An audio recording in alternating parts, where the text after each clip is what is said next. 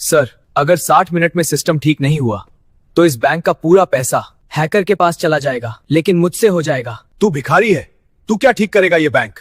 जहां दुनिया के बड़े बड़े इंजीनियर फेल हो गए वहां तू क्या कर लेगा? अगर तूने ये बैंक खोल दिया तो 10 करोड़ तेरे, और अगर नहीं कर पाया तो समझ लेना आज यह बैंक नहीं पूरी दुनिया का पैसा डूब जाएगा। दुनिया के सबसे बड़े हैकर्स और करोड़ों के सिक्योरिटी सिस्टम घुटने टेक चुके थे। अरबों रुपयों का बैंक अब एक मिट्टी का ढेर बनने वाला था। बड़े बड़े साहब लोग सूट बूट पहनकर पसीने पोंछ रहे थे, क्योंकि उनके पास सिर्फ 60 घंटे थे और सामने था मौत का रेड कोड। जब देश के सबसे बड़े एक्सपर्ट्स ने हाथ खड़े कर दिए, तब बैंक मैनेजर ने 10 करोड़ का दांव खेला। लेकिन उन्हें क्या पता था कि जिस कोड को दुनिया के सुपर कंप्यूटर्स नहीं तोड़ पाए, उसे मुंबई की एक झुग्गी में बैठा यह 15 साल का लड़का सिर्फ 1 मिनट में खाक कर देगा। पर असली खेल तो तब शुरू हुआ जब मैंने सिस्टम के अंदर कदम रखा, क्योंकि यह हैकिंग नहीं थी, ये एक रूह कंपा देने वाला बदला था। आखिर 42वें फ्लोर पर ऐसा क्या था? जानने के लिए सब्सक्राइब बटन दबाकर वीडियो को लाइक करके अंत तक जुड़े रहिए। मुंबई शहर की भागम भाग के बीच रॉयल हेरिटेज बैंक की 50 मंजिला इमारत किसी अभेद्य किले की तरह सीना ताने खड़ी थी। यह केवल एक बैंक नहीं, बल्कि देश की अर्थव्यवस्था की धड़कन था। सोमवार की सुबह ठीक 10 बजे बैंक के मैनेजिंग डायरेक्टर विक्रम थापर अपने आलीशान केबिन में बैठकर गर्म कॉफी का आनंद ले रहे थे। लेकिन उन्हें जरा भी अंदाजा नहीं था कि अगले ही पल उनकी जिंदगी में भूचाल आने वाला है। बैंक में सब कुछ सामान्य था। कैश काउंटर्स पर नोटों की गड्डियों की सरसराहट थी और ऐसी की धीमी आवाज गूंज रही थी। घड़ी की सुई जैसे ही 10:04 पर पहुंची, अचानक पूरे बैंक में एक अजीब सा सन्नाटा छा गया, जैसे किसी ने चलती हुई फिल्म को पॉज कर दिया हो। एक ही झटके में बैंक के 3,500 कंप्यूटर स्क्रीन्स बुझ गईं और वहां गहरा अंधेरा छा गया। कर्मचारियों के चेहरों पर सवालिया निशान थे, लेकिन इससे पहले कि कोई कुछ समझ पाता, सभी काली पड़ी स्क्रीन्स पर एक साथ खून जैसे लाल रंग में एक शब्द चमकने लगा। लॉक्ड। विक्रम थापर के हाथ से कॉफी का कप छूटकर जमीन पर जा गिरा। उन्होंने घबराकर इंटरकॉम उठाने की कोशिश की, लेकिन फोन लाइनें मर चुकी थीं। तभी एक और खौफनाक चीज हुई। बैंक के ऑटोमेटिक दरवाजे और अरबों रुपयों से भरे डिजिटल वॉल्ट्स, तिजोरियां अपने आप लॉक हो गए। कोई न बाहर जा सकता था, न अंदर आ सकता था। बेसमेंट में स्थित सर्वर रूम में अफरा तफरी मच गई थी। बैंक का आईटी हेड समीर और उसकी 50 लोगों की टीम पागलों की तरह कीबोर्ड पीट रही थी, लेकिन सिस्टम उनकी कोई भी कमांड नहीं मान रहा था। मुख्य स्क्रीन पर एक उल्टी गिनती काउंटडाउन शुरू हो चुकी थी। 60 मिनट 0 सेकंड यानी 60 घंटे। स्क्रीन के नीचे एक संदेश फ्लैश हो रहा था। अगले 60 घंटों में अगर यह पहेली नहीं सुलझी तो इस बैंक का हर खाता, हर डेटा और हर रुपया हमेशा के लिए मिटा दिया जाएगा। ये किसी फिरौती मांगने वाले का काम नहीं था, यह तबाही मचाने वाले का काम था। दोपहर होते होते यह खबर जंगल की आग की तरह फैल गई। बैंक के बाहर मीडिया का जमावड़ा लग गया और ग्राहकों की भीड़ अपने पैसे डूबने के डर से चिल्लाने लगी। विक्रम थापर के माथे पर पसीने की बूंदें थीं। उन्होंने देश की सबसे बड़ी cyber security agency cyber hawks को बुलाया। हेलीकॉप्टर से उतरे 3 एक्सपर्ट्स ने विक्रम को भरोसा दिलाया कि यह काम आधे घंटे का है, लेकिन वह आधा घंटा कब 3 घंटों में बदल गया, किसी को पता ही नहीं चला। जब team leader mister Khanna server room से बाहर आए तो उनका चेहरा फक्क पड़ा हुआ था। उन्होंने कांपती आवाज में विक्रम से कहा, सर, ये कोई साधारण वायरस नहीं है। ये कोड जिंदा लगता है। हम जैसे ही इसे काटने की कोशिश करते हैं, ये अपना रूप बदल लेता है। हमने दुनिया के सबसे महंगे डिक्रिप्शन टूल्स इस्तेमाल कर लिए, लेकिन ये सिस्टम हमें अंदर घुसने ही नहीं दे रहा। हमें खेद है, लेकिन ये हमारे बस के बाहर है। शाम ढलते ढलते सरकार और पुलिस महकमे के भी हाथ पांव फूल गए। देश के बड़े बड़े हैकर्स ने रिमोट एक्सेस से कोशिश की, लेकिन जिसने भी इस सिस्टम को छेड़ा उसका खुद का कंप्यूटर जल गया। ये एक ऐसा डिजिटल चक्रव्यूह था जिसे भेदना नामुमकिन लग रहा था। रात के 10 बजे कॉन्फ्रेंस रूम में मातम जैसा सन्नाटा था। विक्रम थापर खिड़की से बाहर मुंबई की बारिश को देख रहे थे। उनकी आंखों में बेबसी थी। उनके पीछे पुलिस कमिश्नर और बैंक के बोर्ड मेंबर्स सिर झुकाए बैठे थे। विक्रम जानते थे कि अगर 60 घंटे बाद डेटा डिलीट हुआ तो देश में दंगे भड़क जाएंगे। अब नियमों से काम नहीं चलने वाला था। अगली सुबह जब बारिश थम चुकी थी, विक्रम थापर ने बैंक की सीढ़ियों पर खड़े होकर एक ऐतिहासिक प्रेस कॉन्फ्रेंस की। सैकड़ों कैमरों के सामने उन्होंने गहरी सांस ली और कहा, रॉयल हेरिटेज बैंक आज एक ऐसे संकट में है जिसका हल हमारे एक्सपर्ट्स के पास नहीं है। इसलिए मैं विक्रम थापर आज पूरे देश के सामने एक खुली चुनौती रखता हूं।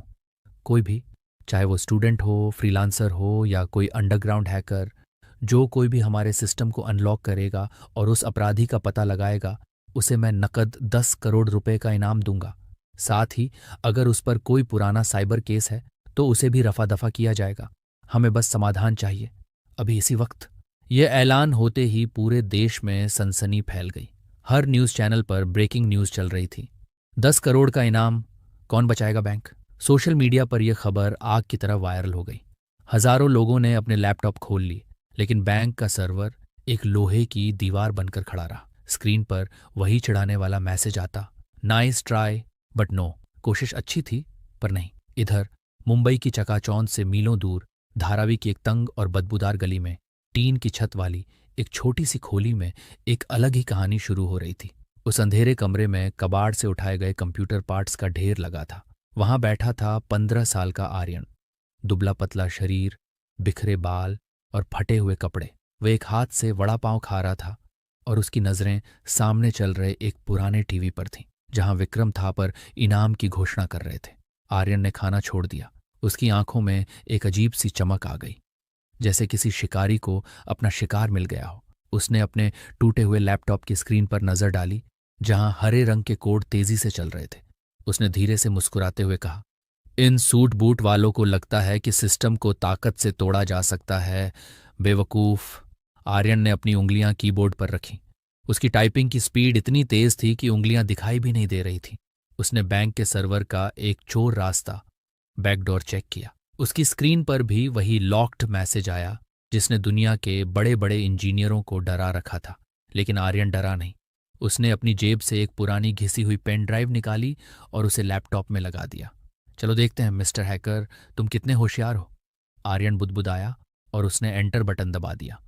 दुनिया को लग रहा था कि बैंक खत्म हो चुका है, लेकिन किसी को खबर नहीं थी कि मुंबई की सबसे गरीब बस्ती में बैठा एक 15 साल का लड़का उस 10 करोड़ के सवाल का जवाब अपनी उंगलियों पर नचा रहा था। सवाल बस ये था कि क्या बड़े लोग उसकी बात सुनेंगे।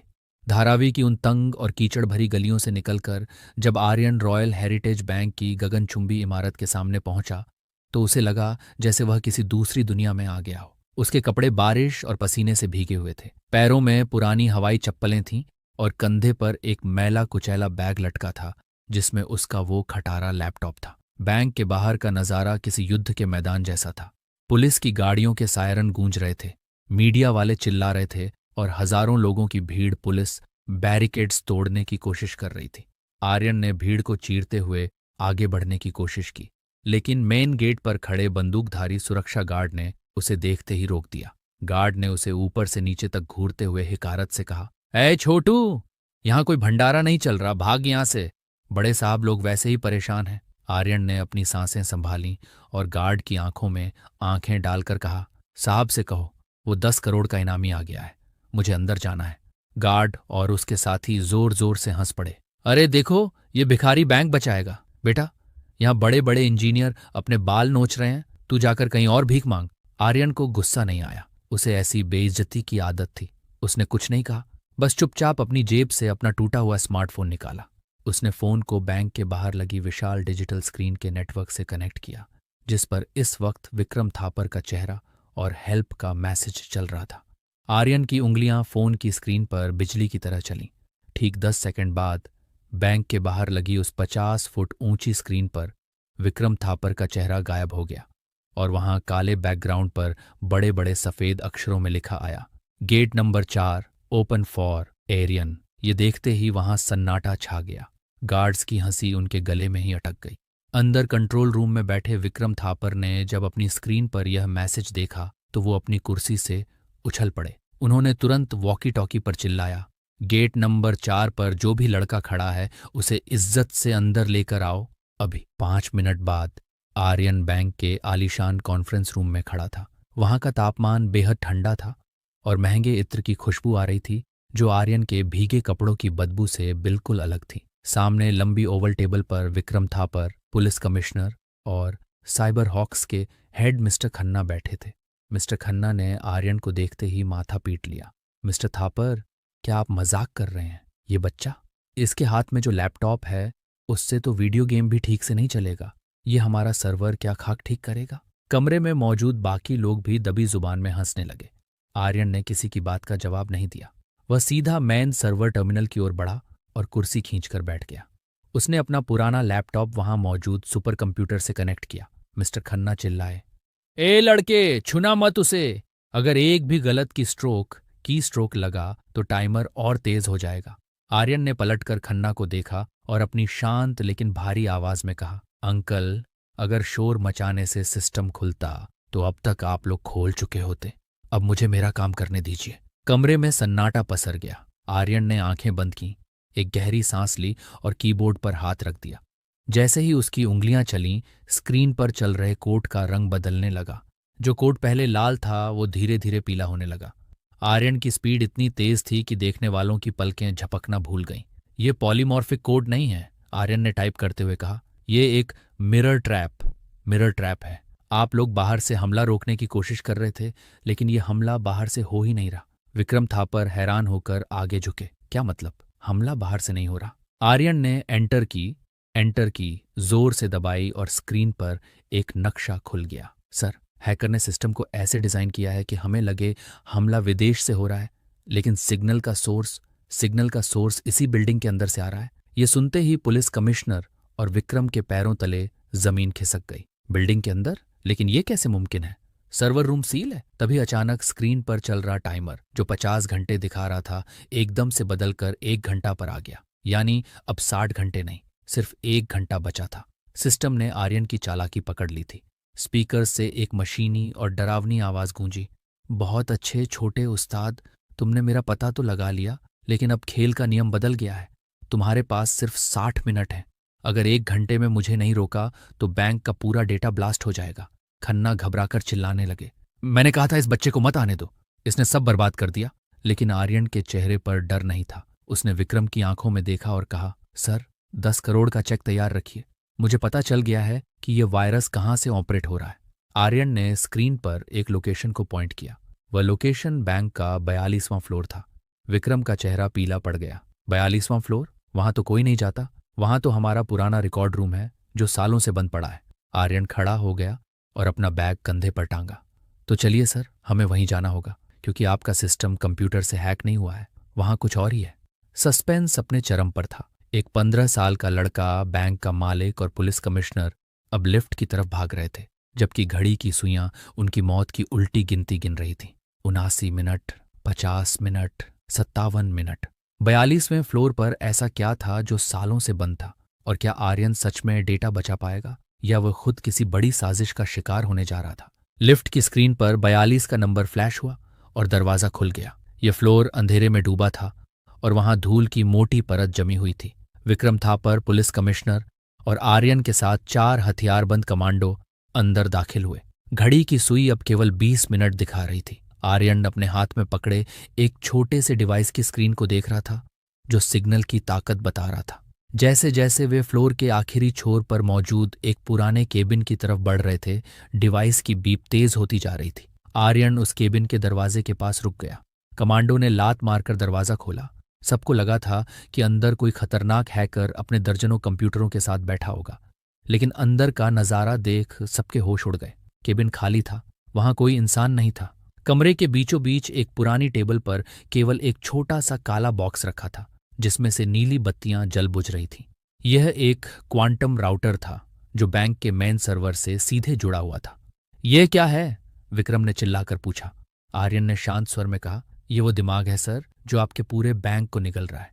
यह कोई इंसान नहीं, बल्कि एक ऑटोनॉमस एआई प्रोग्राम है, जिसे इस बॉक्स के जरिए अंदर प्लांट किया गया था। तभी उस अंधेरे कमरे में लगी एक पुरानी मॉनिटर स्क्रीन अचानक जल उठी। उस पर एक चेहरा उभरा, जिसे देखकर विक्रम थापर के पसीने छूट गए। वह चेहरा बैंक के ही पूर्व आईटी हेड डॉक्टर खन्ना का था, जिनकी 2 साल पहले एक रहस्यमयी एक्सीडेंट में मौत हो गई थी। स्क्रीन से आवाज आई, विक्रम थापर, मैंने कहा था कि एक दिन तुम अपनी लालच की कीमत चुकाओगे। तुमने मेरे बनाए सुरक्षा सिस्टम को चुराया और मुझे रास्ते से हटा दिया, लेकिन मेरा बनाया हुआ यह एआई प्रोग्राम आज तुम्हारा साम्राज्य खत्म कर देगा। अब सिर्फ 10 मिनट बचे हैं। कमिश्नर चिल्लाया, इस बॉक्स को उखाड़ कर फेंक दो। आर्यन ने तुरंत हाथ बढ़ाकर उन्हें रोका। नहीं, अगर इसे हाथ भी लगाया तो इसमें लगा किल स्विच एक्टिवेट हो जाएगा और सारा डेटा उसी पल जल जाएगा। ये बॉक्स सिर्फ एक ही तरीके से बंद हो सकता है। हमें उस मास्टर पासवर्ड की ज़रूरत है जो डॉक्टर खन्ना ने मरने से पहले बनाया था। वक्त तेज भाग रहा था। 8 मिनट, 7 मिनट। विक्रम घुटनों पर गिर गए। मुझे पासवर्ड नहीं पता। खन्ना ने वो पासवर्ड किसी को नहीं बताया था। तभी आर्यन के दिमाग की बिजली चमकी। उसने डॉक्टर खन्ना की तस्वीर को ध्यान से देखा। तस्वीर के पीछे एक पुरानी किताब रखी थी जिसका नाम था the first step. The first step. Aryan ने तेजी से टाइप करना शुरू किया। खन्ना ने हैरान होकर पूछा, तुम क्या कर रहे हो? तुम्हारे पास पासवर्ड नहीं है? आर्यन ने टाइप करते करते कहा, डॉक्टर खन्ना एक जीनियस थे, लेकिन वो एक पिता भी थे। मैंने उनके पुराने रिकॉर्ड्स कल रात ही हैक किए थे। उनकी एक बेटी थी जो 15 साल पहले इसी तारीख को पैदा हुई थी और उसी दिन उसकी मौत हो गई थी। टाइमर अब सिर्फ 60 सेकंड पर था। बैंक के नीचे खड़ी हजारों की भीड़ की सांसें रुकी हुई थीं। देश की पूरी इकोनॉमी एक धागे से लटकी थी।